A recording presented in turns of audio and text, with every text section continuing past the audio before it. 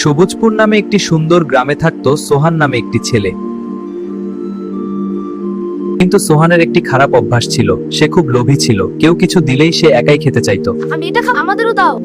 একদিন গ্রামের এক দাদু তাকে একটি জাদুর আম দিলেন। ওয়াও, জাদুরাম। বন্ধুদের সাথে ভাগ করে খাও, তাহলে অনেক সুখ পাবে। কিন্তু সোহান ভাবলো, সবটাই যদি আমি খাই তাহলে তো বেশি মজা।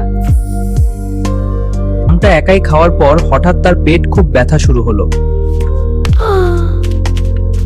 সে দৌড়ে দাদুর কাছে গিয়ে কাঁদতে লাগলো। লোভ করলে সুখ পাওয়া যায় না, ভাগ করে খেলে তবেই সত্যিকারের আনন্দ পাওয়া যায়। সেদিন থেকে সোহান আর লোভ করত না, সে সবসময় বন্ধুদের সাথে খাবার ভাগ করে খেত।